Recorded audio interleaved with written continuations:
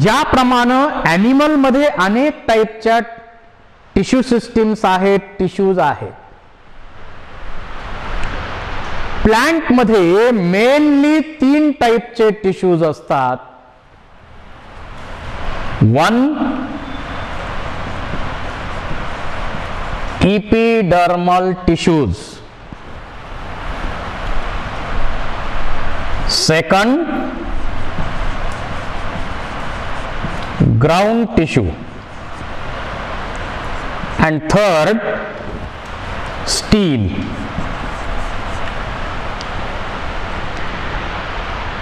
प्लांटची एनाटॉमी विचारात घेतली तर त्याच्यामध्ये टिश्यू सिस्टीम जी बनलेली आहे त्या टिश्यू सिस्टीम मध्ये इपिडर्मल टिश्यू, ग्राउंड टिश्यू आणि स्टील असे 3 मेन कंपोनंट येतात. आता या टिश्यू सिस्टीमचा आपण एखादी स्टेम विचारात घ्या, आणि त्याच्याप्रमाणे बाकीचे टिश्यूज कसे असतील ते पण आपण स्टडी करू. तर इथं पॅरेनकायमॅटस इपिडर्मिस प्रत्येकामध्ये आहे. जनरली पॅरेनकायमॅटस आहे. इपिडर्मिस जनरली पॅरेनकायमॅटस आहे.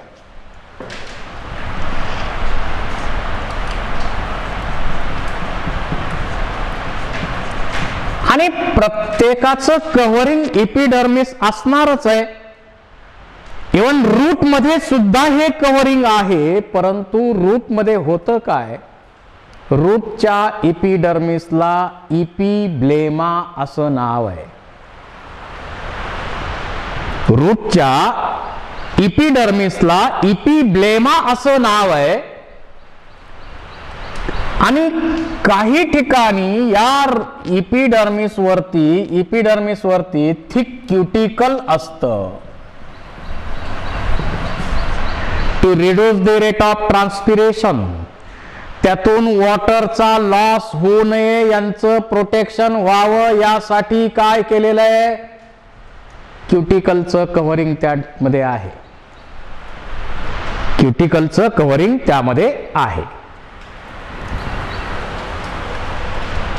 आता लीव्ज असतील तर लीव्ज मध्ये लीफच्या एपिडर्मिसचा विचार केला तर लीफच्या एपिडर्मिस मध्ये अप्पर आणि लोअर एपिडर्मिस असतील तर त्यामध्ये आपल्याला ओपनिंग दिसतात. त्या ओपनिंगला आपण म्हणतो स्टोमाटा.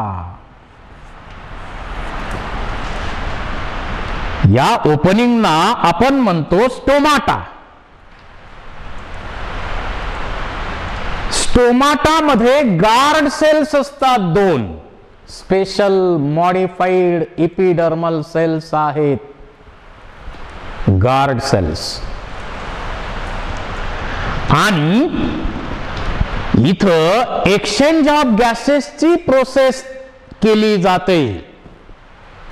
म्हणजे एक्सचेंज ऑफ गॅसेसच्या प्रोसेस साठी मोस्टली रिस्पॉन्सिबल कोण आहे, स्टोमाटा.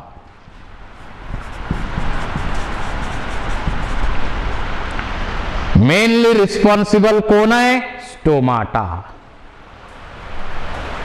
आणि त्याचबरोबर ट्रान्सपिरेशनची प्रोसेस सुद्धा स्टोमाटा मधून होत असते. Loss of water in the form of vapours. वॉटरचा लॉस वेपर स्टेट मध्ये होणं याला आपण काय म्हणतो, ट्रान्सपिरेशन. ट्रान्सपिरेशन आणि exchange of gases are 2 functions of stomata. हे 2 फंक्शन आहेत स्टोमाटाचे. आणि काही प्लांट मध्ये इपिडर्मिस वरती असे छोटे छोटे एक्सटेन्शन्स दिसतात, त्याला आपण ट्रायकोम्स म्हणतो. म्हणजे स्टोमाटा असतील किंवा ट्रायकोम्स असतील त्यांचं ओरिजिन इपिडर्मल आहे. त्यांचं ओरिजिन इपिडर्मल आहे. या इपिडर्मिसच्या खाली, या इपिडर्मिसच्या खाली आता डायकॉट असतील तर कोलेन कायमानं हायपोडर्मिस बनलेली आहे. हायपोडर्मिस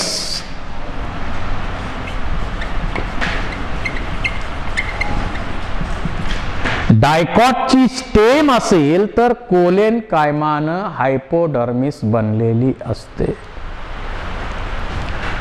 आणि मग याच्या आत इथं आहे, याच्या आत मोठ्या प्रमाणावर आहे ग्राउंड टिश्यू. हा ग्राउंड टिश्यू आहे.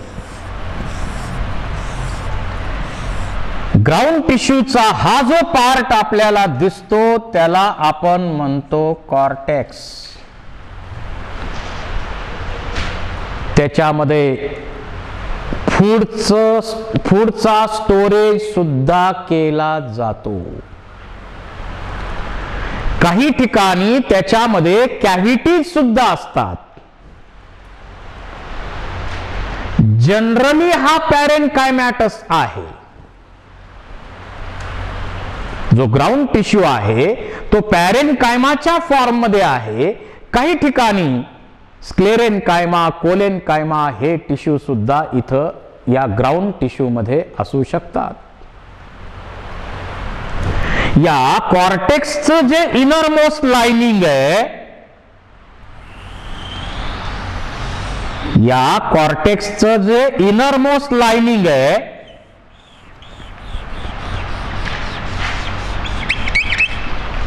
त्याला आपण म्हणतो एंडोडर्मिस.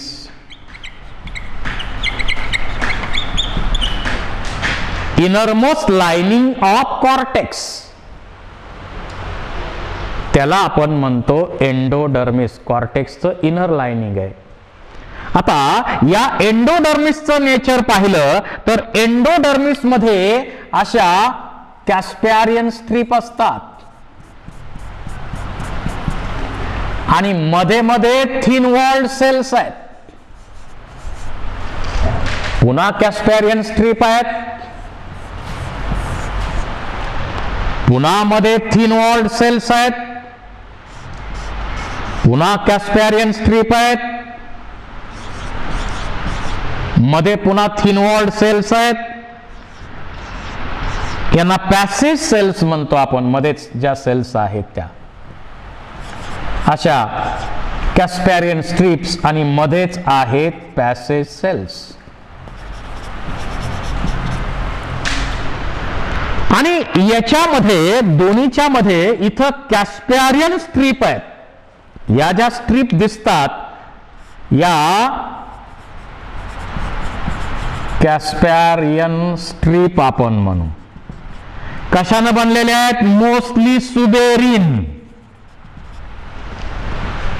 आणि त्याच्यामुळं इथं एंडोडर्मिसचं वॉटर टाईट जॅकेट तयार होतं. वॉटरला परमिशन नाही या एंडोडर्मिस मधून. का नाही? तर कॅस्पॅरियन स्ट्रीप आहेत आणि कॅस्पॅरियन स्ट्रीप मध्ये काय आहे तर कॅस्पॅरियन स्ट्रीप मध्ये सुबेरिन आहे. आणि त्याच्यामुळे water tight jacket, which of the following forms water tight jacket? Endodermis forms water tight jacket. का? Presence of Casparian strips. What is the chemical composition of Casparian strip? Suberin is a main chemical present in Casparian strip. At certain points it is replaced by passage cells. काही ठिकाणी मात्र सगळ्याच ठिकाणी जर water tight jacket बनलं तर इथून आत व्हॅस्क्युलर एलिमेंट पर्यंत वॉटर जाणार कसं? वॉटर जाणार कसं? तर त्याच्यासाठी काही ठिकाणी अशा थिन वॉल्ड पॅसेज सेल्स असतात. पॅसेज सेल्स असतात. समजा आपण हे रूटचं स्ट्रक्चर एखाद्या स्टडी करत असलो किंवा स्टेमचं स्टडी करत असलो, पॅसेज सेल्स मध्ये आहेत इथं. आणि त्याच्या आत मग समजा इथं आपण आता हा भाग समजा आपण आता वेगळा करू आणि हे एपिडर्मिस या एंडोडर्मिस झालं. एंडोडर्मिसच्या आत मग आणखी एक पॅरेनकायमॅटस कव्हरिंग आहे, त्याला आपण म्हणतो pericycle. Pericycle is endogenous in origin. Pericycle is endogenous in origin. यांचं एंडोजिनस ओरिजिन आहे. आणि या पेरिसायकल जनरली पॅरेनकायमॅटस आहे, पण कुकुरबिटामध्ये मात्र स्क्लेरेनकायमॅटस आहे. जनरली पॅरेनकायमॅटस आहे आणि याच्यापासून लॅटरल रूट पण तयार होतात. रूट मध्ये असलं ते तर lateral roots arises from pericycle. Point should be noted. MCQ can be designed on this. Lateral roots are originated from pericycle. आणि मग त्याच्या आत आहे, बाहेरच्या बाजूला काय आहे, फ्लोएम आहे. समजा हा फ्लोएम आहे. आता डायकॉट असेल तर झायलम आणि फ्लोएम दोघांच्या मध्ये कॅम्बियम आहे. डायकॉट असेल तर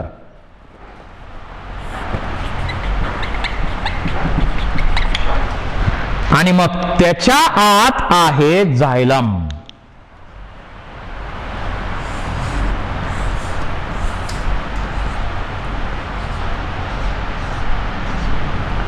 हा झायलम.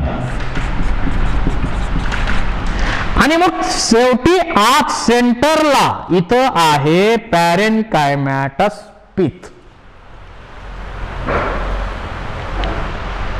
इथं सेंटरला आहे parenchymatous pith. So tissue system consist of epidermis. Parenchymatous epidermis आहे, त्याच्यावरती स्टोमाटा, ट्रायकोम्स, हेअर्स अनेक प्रकारच्या आउटग्रोथ असतात. थिक क्युटिकल त्याच्यावरती आहे, ट्रान्सपिरेशन मिनिमाइज करण्यासाठी, प्रोटेक्शनसाठी. त्याच्या आत आता स्टेम असेल तर हायपोडर्मिस आहे. आता डायकॉटची स्टेम असेल तर कोलेनकायमानं हायपोडर्मिस बनलेली आहे. हा ग्राउंड टिश्यू कॉर्टेक्स जनरली पॅरेनकायमॅटस आहे, परंतु जर हा ग्राउंड टिश्यू लीफ मध्ये असेल, जर लीफ मध्ये असेल तर त्याला तिथं आपण म्हणतो मेसोफिल टिश्यू. त्याला तिथं आपण काय म्हणतो, mesophyll tissue. And mesophyll tissue contains chloroplast and function is process of photosynthesis. Photosynthesis ची प्रोसेस हे त्याचं मेन फंक्शन आहे. आता इथं जर कॉर्टेक्स मध्ये इथं पॅरेनकायमॅटस असेल स्टेम मध्ये तर स्टोरेज हे पण फंक्शन त्याचं असू शकतं. Storage. Innermost layer of cortex त्याला आपण म्हणतो एंडोडर्मिस. एंडोडर्मिस मध्ये काय असतं, कॅस्पेरियन स्ट्रीप. का, वॉटर जाऊ नये म्हणून, वॉटर टाईट जॅकेट बनावं म्हणून. पण कॅस्पेरियन स्ट्रीप मध्ये केमिकल कोणतं आहे, सुबेरिन, मोस्टली सुबेरिन. आणि काही ठिकाणी अशा पॅसेज सेल्स दिसतात, त्यामुळं तिथून फक्त वॉटरला एंट्री आहे. बाकीच्या भागातनं वॉटरला एंट्री नाही. Then endodermis is followed by pericycle, म्हणजे आता स्टिलार रिजन सुरू झाला. इथून स्टिलार रिजन सुरू झाला, त्याच्यामध्ये पॅरेनकायमॅटस, जनरली पॅरेनकायमॅटस, काही ठिकाणी कुकुरबिटामध्ये आहे वेगळं. पॅरेनकायमॅटस, पेरिसायकल आहे, त्याच्यानंतर फ्लोएम आहे, त्याच्यानंतर कॅम्बियम, डायकॉट असेल तर कॅम्बियम, त्याच्यानंतर झायलम आहे, आणि सेंटरला पित नावाचा टिश्यू आहे, पॅरेनकायमॅटस टिश्यू आहे. तर यामध्ये सर्वात कॉमन टिश्यू कोणता असा विचारला जाईल. Most common tissue, ground tissue common आहे, तो सगळीकडे आहे. इथं आहे, इथं आहे, इथं आहे, सगळीकडे आहे तो टिश्यू. तर कंडक्टिंग सिस्टीम इथं कशानं बनलेली आहे? झायलम फ्लोएम न बनलेली असते कंडक्टिंग सिस्टीम इथं. हा फ्लोएम आणि झायलम. झायलमचं फंक्शन आपल्याला माहित आहे काय? Conduction of water and minerals and mechanical strength. त्याच्यामध्ये छोटे छोटे सुरुवातीच्या पिरियड मध्ये तयार झालेले जे झायलम एलिमेंट असतात त्याला आपण काय म्हणतो? अर्लियर प्रोड्युस्ड एलिमेंट्स काय म्हणतो? प्रोटोझायलम. लॅटर स्टेज मध्ये तयार झाले असेल तर मेटाझायलम. आणि इथं स्टेमचा सेक्शन असल्यामुळं मी काय केलंय? मेटाझायलम बाहेर आणि प्रोटोझायलम आत दाखवलंय, म्हणजे एंडार्च झायलम दाखवलाय. जर रूट असतं तर इथं काय केलं असतं? मेटाझायलम आत आणि प्रोटोझायलम बाहेर, म्हणजे एक्झार्च कंडिशन तिथं दिसली असती. एक्झार्च कंडिशन तिथं आपल्याला पाहायला मिळाली असती. म्हणजे एंडार्च, एक्झार्च हे तर तुम्हाला आता काल झालेलं आहे, आपलं माहित आहे तुम्हाला. आणि कॅम्बियम म्हणजे मेरिस्टेमॅटिक टिश्यू आहे.